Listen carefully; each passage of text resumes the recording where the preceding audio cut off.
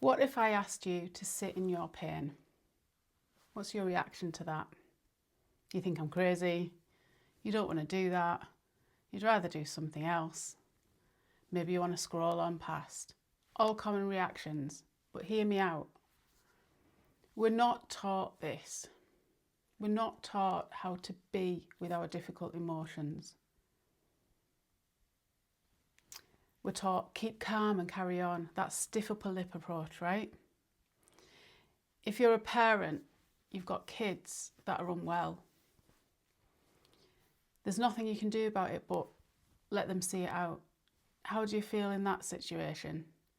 Hopeless, helpless, really difficult.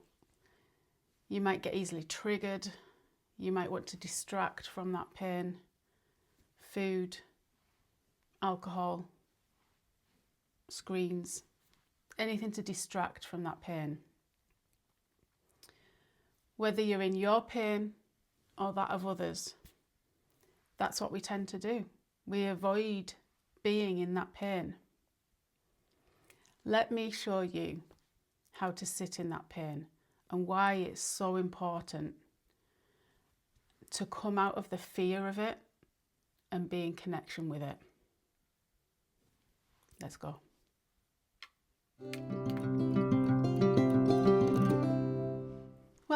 Welcome back to these teaching videos here on A Spiritual Life. If you're new here, I'm Carrie, a mindfulness teacher, and I'm here to teach and demonstrate mindfulness tools so you can move out of autopilot and live your precious life more consciously without regrets and more connected as a family. So let's dive in to this really difficult topic of getting closer to these difficult emotions and why we should do it. So thanks for staying this long, as it is a difficult topic.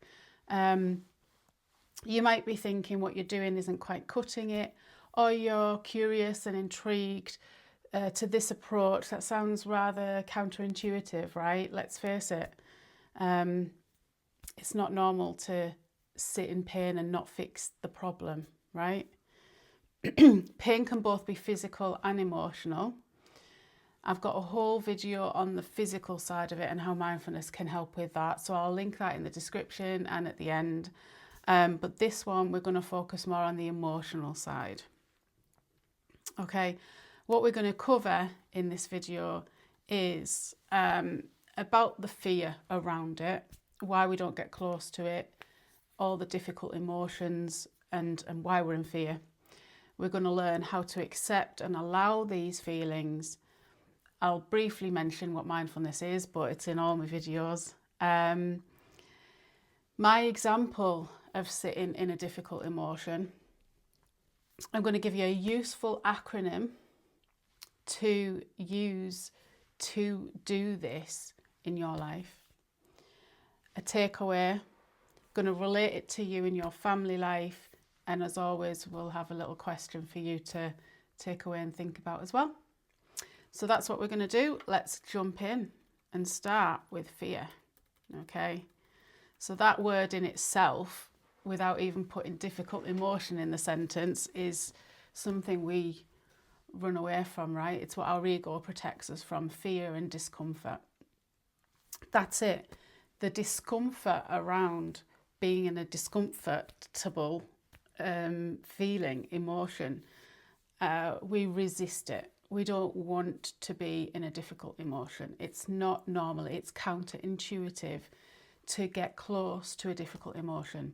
We run away. We distract. We disconnect from the now. Whether that's our pain or others. So we'd rather go and have another drink. We'd rather go and hit some food and chocolate. We'd rather go and get our screen and forget it's even happening. Whether that's our pain or somebody else's. And that's the issue. You know, if we can't sit in our pain and discomfort, that inevitably happens in life, because life isn't like this. Life is a roller coaster. If we can't do that with ourselves, we can't do it with others. And we're losing some connection here. We're losing connection with ourselves and other people. So that's why it's important. this stuff will keep coming up. You know, life is a roller coaster. It will keep coming up. And if you keep pushing it away, it's going to have a detrimental effect. Energetically, physically, emotionally, it all stores in the body some way, shape or form. We don't know how, but it does. And once we get close to it, we can learn to allow it to be there and release it. And it releases in those areas of the body, physically, emotionally, energetically. So it's important to do. But like I said in the beginning, we're not taught it. So I'm going to help you. I'm going to teach you to do this today. And it's not about staying in it. It's about sitting in it, being with it, allow it, let it move through. It's not about staying in there. Okay, so I'm not telling you to always be in doom and gloom. I've said life's a roller coaster. There's ups as well. It's not all doom and gloom, this. So hear me out. There's an acronym here. This isn't the one I'm talking about. That's coming later. But an acronym of fear. There's lots of things. What's another one that I haven't written down here? Something appearing real. That's another one. But anyway, the one I've got down here is forgetting everything is all right. Forgetting everything is all right. FEAR. Because if we think everything's all right, and if we're allowing it, if we're accepting of it, and everything's okay, we don't worry, we don't get anxious, we don't get in fear of things. So that's an acronym just to think about, maybe jot it down and see if it relates and resonates to you. But let's move on to allowing and accepting this difficult emotion, whatever it is. How do we do that? Well, it is the human response to do all the things I've just said, to resist, to push away, to be in fear of. Ego comes in and protects us. It's our safety mechanism. So we do all those things. So it's normal, it's common. I'm not here to shame. We all do it. What's not normal, what isn't intuitive, is to allow it and accept those difficult emotions. And that's what mindfulness is about. So mindfulness is to pay attention to the present moment without judgment. So another way I rephrase it is to be in the now with kindness. So can you be in the now in any difficult emotion? Allow it to be there and be with it with kindness. Can you do that? It's not easy. Simple. Once you get these techniques, you'll learn they're simple, but when we put them into practice, it's not easy. And that's what I'm here for. So I'm moving on now I take a deep breath because I'm going to let you in on my difficult emotion of grief and my story around this and how I used the tool of mindfulness to really, really go deep with the emotion of grief when it came up. Okay, let's go. I'm going to go into that difficult emotion. I'm going to relay my story. I'm going to put myself back in that situation. And I'm going to show you how we can do this. So, as I film this, we are the 10th of August. We're exactly a week away from my birthday. Exactly 10 years ago till this day. This day was probably one of the worst of my life. And my mum died on my birthday 10 years ago out the blue. I didn't get a message from her or anything. No birthday card, no nothing. And I didn't raise the alarm until that night because I thought she was busy and we were missing each other. But that's what happened. So my grief story around that is, so that happened 10 years ago in 2015. And in 2018, I trained to be a mindfulness teacher because mindfulness helped me through the difficult emotion of grief. I had 3 bereavements in as many years. I had my dad 3 years later was my mum, and in between that was my father-in-law. So I'd been through a lot of grief by 2015. And in 2018, I trained to be a mindfulness teacher because mindfulness helped me through all that. So I'm training to be a mindfulness teacher. I'm reading this book. I'm at home. This book is a book I had to read for my training, and I was like on the last chapter. Hubby was out, kid, I only had one at the time, was out, and it was just me doing my work, reading this book that I had to read.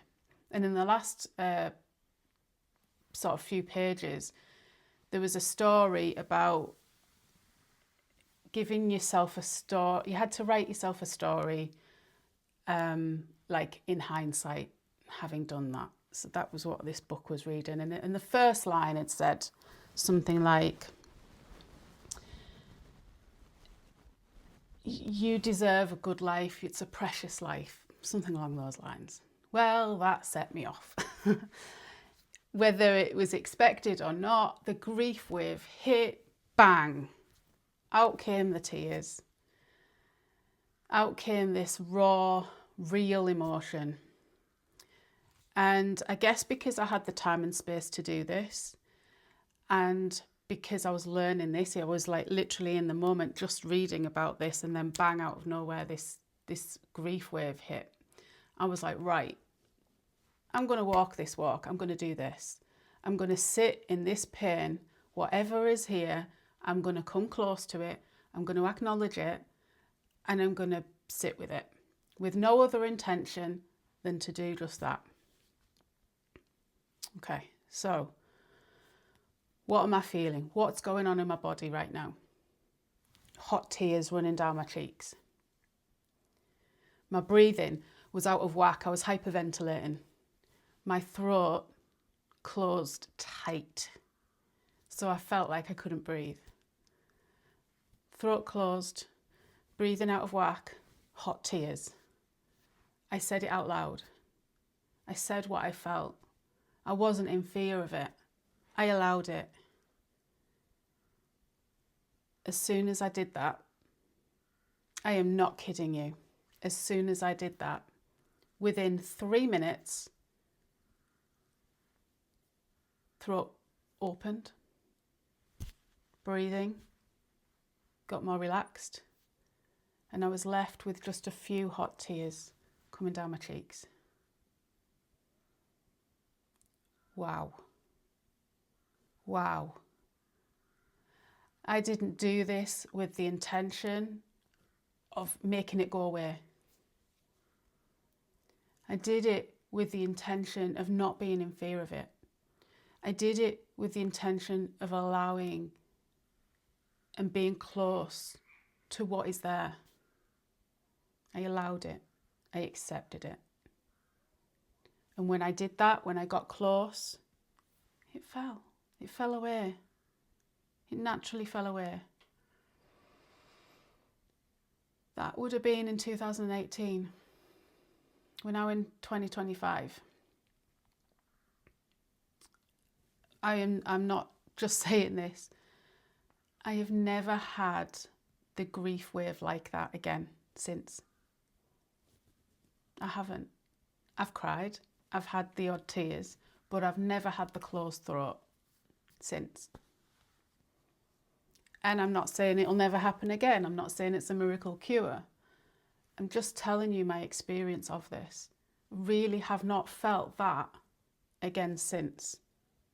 And I'm still grieving. Like I said, a week today. This video will go out after that, but a week today, I think it'll go out 3 days later, I think. But a week today, as I film this, it's going to be the 10-year anniversary of my mum. So will it happen again? Who knows? But all I can say is fact. In the 7 years since that happened, I've not felt that, not that strong. So this stuff works. It really does. I invite you to give it a try. It doesn't have to be on such a deep thing. It can be on a little thing. It can be on something that's triggered you. Your kid's triggering you. You're just knackered. You're just triggered. You're just not in a calm state. You're not where you want to be. Can you allow that difficult emotion to be there instead of pushing it away and resisting it? So let me give you a tool to help with that. Now, you might have come across in this area I'm in here of mindfulness, you might have come across Tara Brach, and she uses an acronym called RAIN. Recognise, allow, investigate and nurture. Very welcome to go and use that. I guess I've used the same principle as that, so I'm not going to wholly take that as mine. But I've just changed the words up a little bit to spell pack. P is pause. Create some space and silence. That's key. Instead of getting on your phone, and I raised my hand, I did this just yesterday. I needed some space and time to myself, but I went on my phone to do it. I shut the door, I told my family I need some space, I need some time on my own, but I sat on my phone. That's not what we need to do. I knew that. We need some time out from all the stimuli, especially as parents. So what I should have done is gone and take myself away. Yes, that much I did right, but not to sit on my phone and get more stimulus. What I should have done is to just sit. And I think we're in fear of that now. Talking about fear, I think we're in fear of sitting in silence and sitting with our own thoughts and with these difficult emotions. So the first part of the acronym of PAC is P is pause. Create some space and some silence. And do this throughout the day anyway, that alone. But when we're looking at working with these difficult emotions and being with them and getting close to them, create some space and silence, pause. The next one, the A, is aware. Be aware of what is going on in this difficult emotion. What are you thinking? What are you feeling? And what are you sensing in the body? So you could do all three. What am I thinking, feeling and sensing? Or what I did in that example was I just literally went with the body emotions because it was so raw, because it was so intense, because it was such an embodiment experience. I chose to just focus on the sensations. And you might do one, start with one, and it'll link. So I've mentioned this before as a triangle of think, feel, sense. And when you focus on the sensations, it might bring up some thoughts around it. It might bring up some feelings around it. So you might go, oh, I've got butterflies in my stomach. Well, I must be nervous about something. Oh yeah, it's that thing. Do you see how it all links? But the A is to just be aware. We're not putting anything on top of it at the minute. We're just being aware. So if you've just had a row with someone, you'll be all up in your head. It'll be a thought that is triggering this difficult thing. And you'll be thinking, they've done that, that done that, that done. Well, what are you thinking? What are you feeling? And what's going on in your body after having that argument or whatever it is? So that's just the A. Then we move on with the C to curious. Get curious now without judgment. Paying attention to the present moment without judgment, or being in the now with kindness. That is what the C is about. Are you telling yourself a story about this? Is the story adding on to what is really there? So when we start blaming, he did that, she did that, I can't believe she did that. Well, where's your responsibility in this? Like, are you adding on and blaming somebody else and adding on to the story? What's really underneath it? What can you take responsibility for? Is it a story? does it go back to childhood? So this is where you can get curious if you've got time. If you haven't got time, you can just stop at the P and A, pause and allow, let it pass through, and then you can come back to it. But do come back to it and sort of journal around it. Ask, be curious about what went on. So if you've got time, you can do the C part. But remember, this is to have no judgment and to be with kindness to whatever is going on. That's the big part. Because the next part is care, kindness. To yourself and others. So let's take the argument as an example. In that moment, you've reacted. You haven't responded. You've reacted a certain way that you now may be regretting. So then there's the difficult emotion of regret and shame and blame and guilt. But you're also probably blaming them as well. So you've got all that going on. All we can do is respond with kindness to ourselves and others. When we're more mindful, we respond, we don't react. So how can we respond to ourselves in that situation? Okay, we've done the curious, we've found out we've got some responsibility there. Let's be kind. Like for me yesterday, I needed the time and space, and I didn't do the thing I should have done. I didn't do nothing. I went on my phone. I look back at that now. Okay, I did one thing right, but I didn't do the other thing right. Next time I will. That's kindness. And with other people, so you've had that argument, can you have kindness around them? Maybe they said something very flippant, very out of character for them because they're going through something. They're feeling some difficult emotions, so they snapped, they triggered. So when you learn these tools, you can learn how other people are as well as you. And we have kindness to both. So that's the acronym. Pause, aware, curious, and kindness. So that's the acronym to help. So I'm going to give you a little takeaway there. And the takeaway, the key is to not stay there. Like I said at the beginning, the key is to not stay there. It's to allow it to come, to be with it, and let it pass through.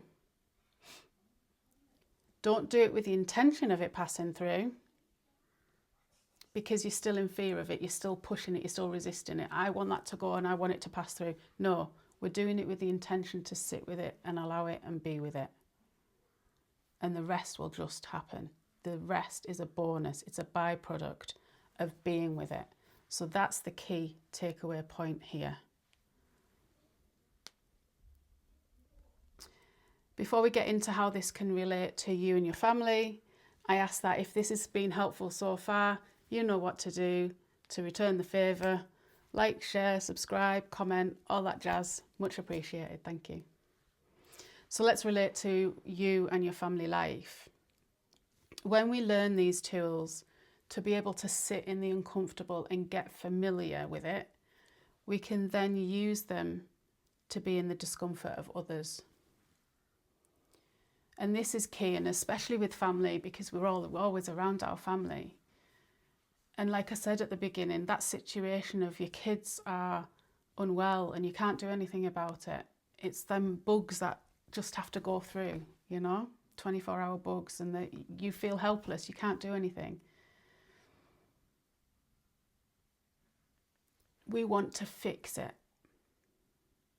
We want to stop that pain and stop that hurt.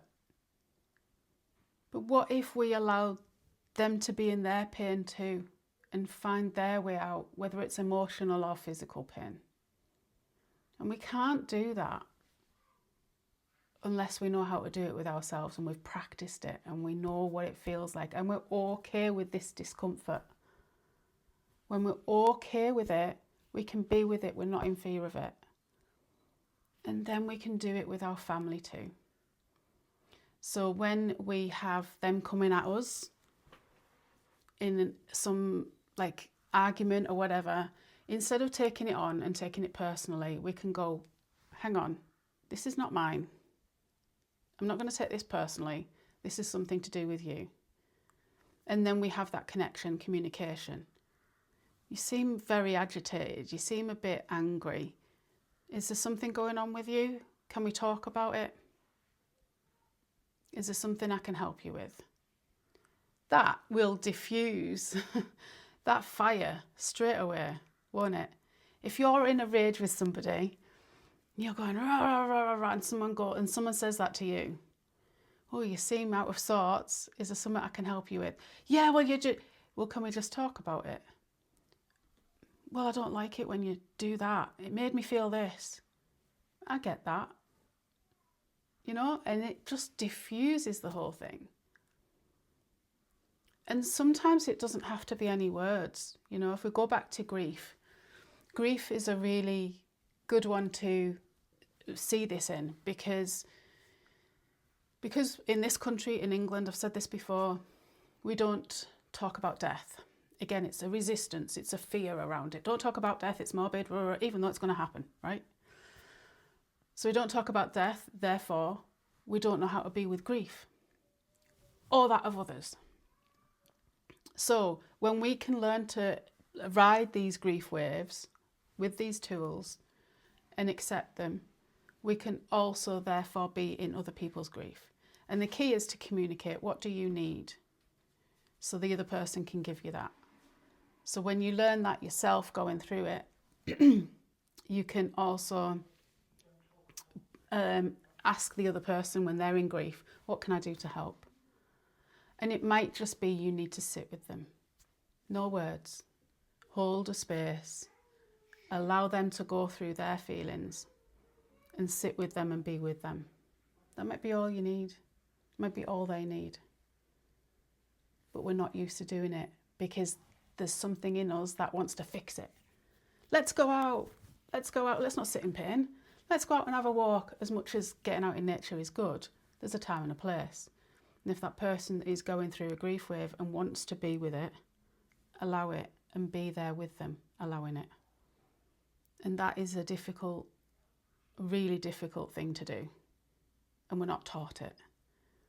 And I'm advocating this because it's more connection, the unreal connection, unsaid, unword, like words that we don't need to have connection. We don't need to have words to have connection. Allow them to feel all the feels. Sit with them, don't fix it. This is beneficial for everyone, your kids, your partner, work colleagues, everyone. It's valuable for all of them. Everybody benefits from this. Your work colleague is not themselves. Maybe they don't have anybody and they only have work colleagues and you. And you're the one that's picked up on it and noticed it. Are you okay? You don't seem yourself. Do you want to talk about it? They might not, but they might. And they'll feel seen and heard. And again, that's connection. Same for your kids. When they see you do it, they also learn how to be able to do the same for you too. Again, this isn't why we do it. So as a parent, you're going through difficult emotions. You might express that. I'm feeling really triggered right now. I'm feeling really angry. I need some space and I'm going to go and work through these emotions and I'm going to come back in a minute. They see you do that. They hear you expressing it and watch you do it. They will learn, and your partner will learn these tools too. And they will take it on board. You're not doing it for that reason, but they will take it on board too, and then be the space that you need as well. It will inevitably happen the more you do it. But as we say with mindfulness, you can only do you. But others will mirror it, okay? By using these tools, we can have better connection with ourselves and each other. So I've mentioned that.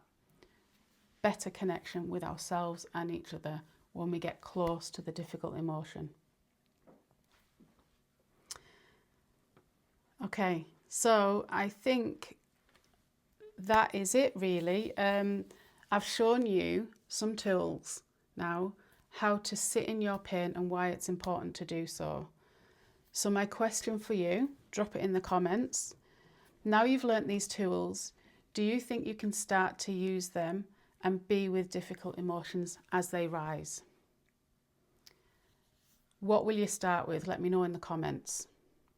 Or when it's happened and you've tried it, come back to the video and jot it in the comments. You might want to consciously try something. So it might be something that happens regularly for you. It might be that argument that you have, you're triggered easily by your kids or your partner or something like that.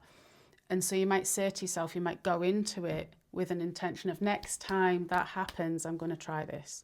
So you know that that one particular thing you're going to try and work through the PAC acronym for. Or you might just, whatever comes, I'm going to try and do it. So you don't know exactly what it is up front, but as and when it happens, you'll try it then. Whatever it is, let me know how you get on. I'd really like to read those. So the videos I've mentioned was the pain one, the physical pain, so I'll put that up here. And another one that sort of follows on from this is the stories are running the show, make them good ones. So again, that's a little bit about the, back to the triangle, thoughts, feelings and sensations. This is more about your thoughts and the stories you're telling yourself. And they can give you the difficult feelings and sensations. So there's another video for you to check out. But that's all for today. Thanks for watching. Much love. Bye for now.